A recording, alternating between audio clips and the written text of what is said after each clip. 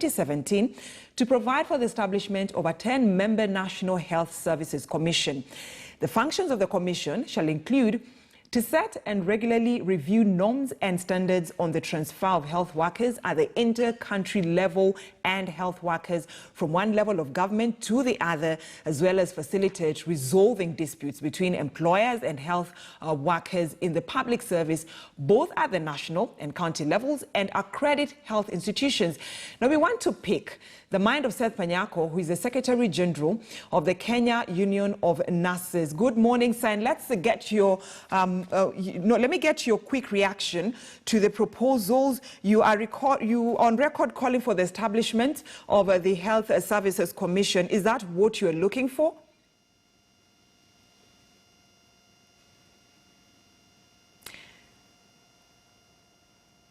Mr. Panyako, kindly unmute your mic.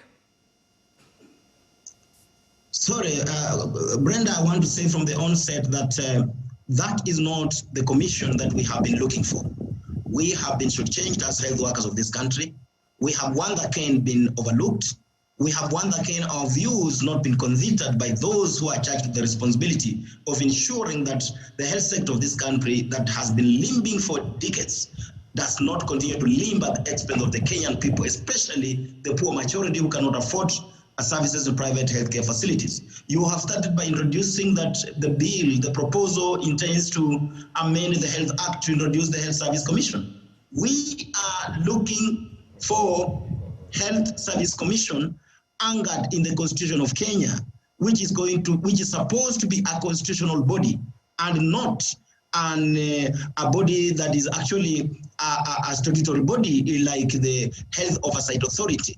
The functions that you can see have been allocated to the Health Service Commission, which to me is just another name for Health Oversight Authority. Are the functions which are being played by the Ministry of Health, the Intergovernmental Authority, and the county government themselves. There is nothing new in this Health Service Commission. All Kenyans know that all commissions are constitutional commissions. Why is it that some fellows want to sit somewhere and think that health sector has got the dumbest profession in this country, that they can be cheated around and be given a body called Health Service Commission, which in essence, it's not a constitutional body. It cannot perform any role. It cannot resolve the issues which are affecting healthcare delivery in this country. We will continue to have problems on unpayment of salaries. We will continue to have the problem of training for health workers. We will continue to have the problem of not allocating specific amount of money to health to deal with human resource shortages within the health sector. So as far as we are concerned, the Health Service Commission, as proposed to be put into the Health Act 2017, is a useless body which we do not need it. We either have it as a constitutional body or we do not have it altogether. All right, so make it clear for us and to Kenyans, what proposals you had made, for this Health Service Commission, because I can see one of the recommendations that you had, not only the Kenya National Union of Nurses, but also KMPDU had put forth to the BBI team, task force team, was that you needed a Health Service Commission that will be involved when it comes to recruitment of the health workers, and that is one of the functions that has been given to this commission through the BBI. Brenda, when you look at that clause on recruitment and setting standards, it is not a function of the Health Service Commission. It is to create the policy on recruitment. The Health Service Commission is not recruiting. It is only setting policy and standards on recruitment. The policy and standards on recruitment of health workers is actually a function that is under the Public Service Commission, because health workers within the public sector are all public servants, and therefore the policy on recruitment, for example, when they were bringing the policy that health workers should be recruited on contract, we opposed it. It was being brought by the Public Service Commission and the Ministry of Devolution and the Ministry of Public Service. And so there is no function that is allocated to the proposed Health Service Commission that goes into performing any technical responsibilities. The functions which are there are purely policy in nature. And I'm telling you, there are already organs within the government that are playing the role of policy at national level. Right. One of them is the Ministry of Health. We have the Health Oversight Authority. We have the Public Service Commission. We have the Ministry of Public Service and Youth and Gender. So we do not see a need completely to continue taxing Kenyans by creating useless bodies which want to duplicate functions which are already being played by other statutory bodies established in the government and commissions. So why do you think then your recommendations were not, were not captured in this report? Because in the first report, it looked like it was capturing the recommendations that you had put forth. But in this second report that was released yesterday, your recommendations have not been factored in. I am sorry to say this, and I do not want you to fear that what I say are purely mine. They should not be associated with KTN News at all. I'm having a feeling that governors, through their corrupt practices, influenced the committee that was working with this report through the back door to change the report the way it was. Because even when you look at the wishes of the Kenyan women through the former Speaker of the County Assembly of Nairobi in Kitui, there was a strong representation from the Kenyan women leaders and the Kenyan women that they wanted a constitutional commission to take care of health sector, because when health workers go on strike because of non-payment of salaries, it is the mothers and the children who suffer a lot. And when you were in Kakamega, you had even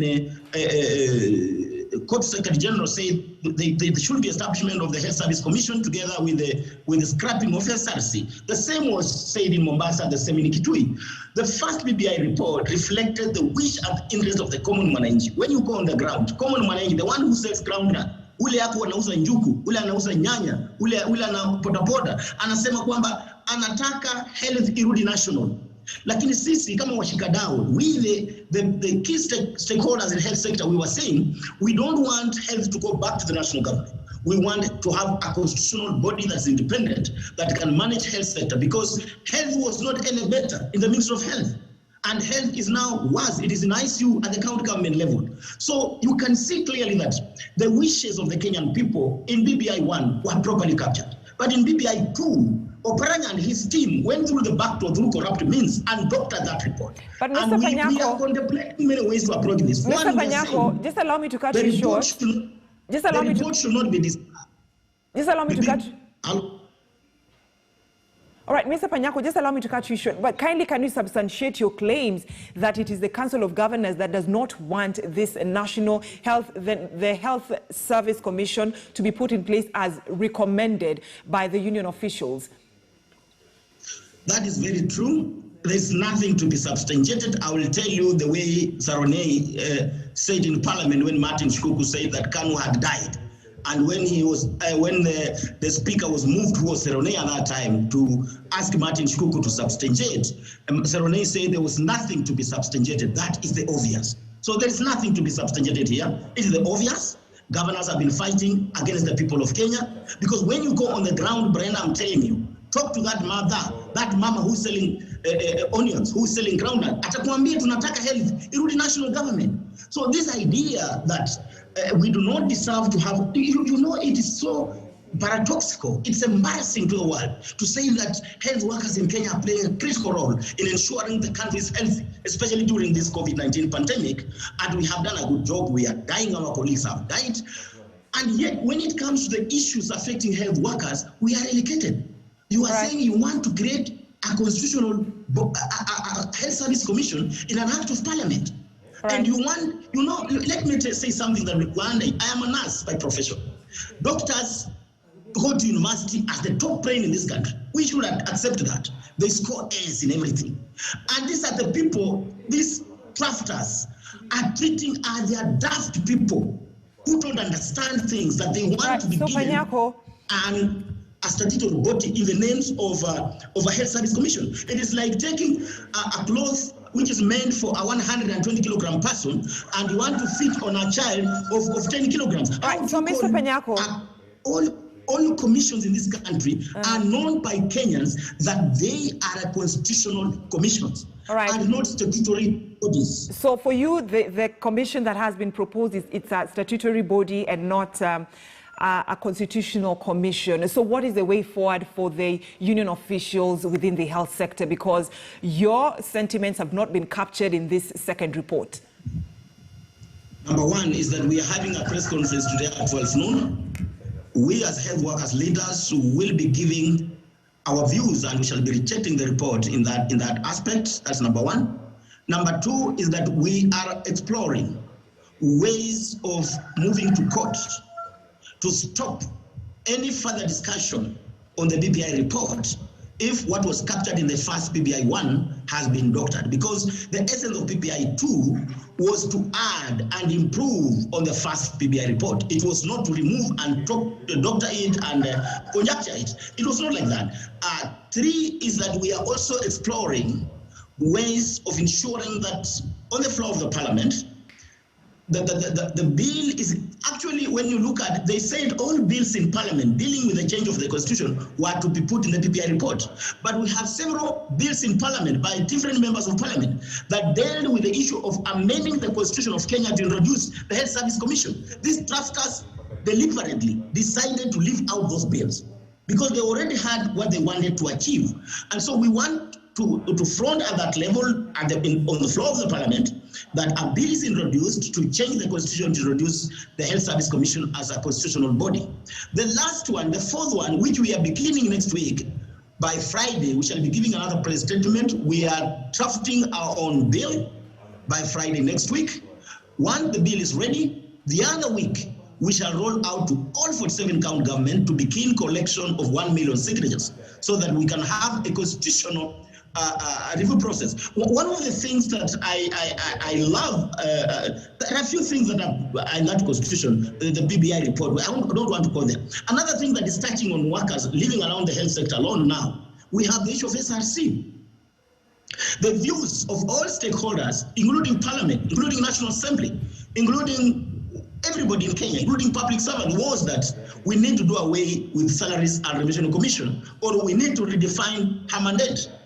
Instead of redefining the mandate of SRC, if it is set with the responsibility of setting salaries for state officers, now we give it the powers to negotiate with those state officers, because a Kenyan worker has a right to negotiate for his terms and conditions of service. Right. Now we are saying we want now to make salaries and remuneration commission set salaries for public servants. Where will the trade unions be?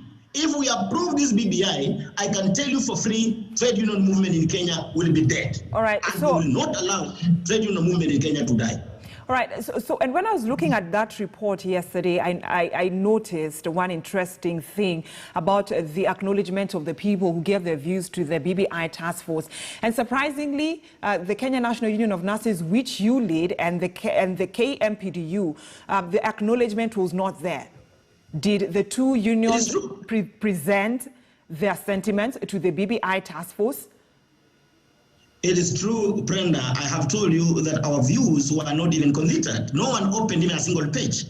You saw KMPDU on live television when they were presenting their views, a memorandum to BBI task force. And it is missing. In the first BBI report, Kenya National Union of Nurses is there, recognized. KMPDU is there, KUKO is there, Kenya Health Professional Society is there, KM is there. All those that made presentation are properly captured in BBI 1. But in BBI 2, our views were never captured. Even a single page was not opened. They have gone to the extent of actually making abbreviation for a union that is not known by anybody, the veterinary unions. So you can see the contempt that the drafters of this thing have on health workers and the Kenyan people. Right. Because today, as we are speaking, county governments, about 10, are supposed to go on strike. They have not earned salary. Instead of resolving these issues of people going on strike because of non-payment of salary, non-remittance of statutory deductions, the BBI report is very much concentrated on creating positions for prime ministers, increasing senators to 110. We are going to have a government that is the biggest in the world with an economy that is dead. All right. All right. Seth Panyako, thank you so much. The Secretary General of the Kenya National Union of Nurses, giving us his sentiments about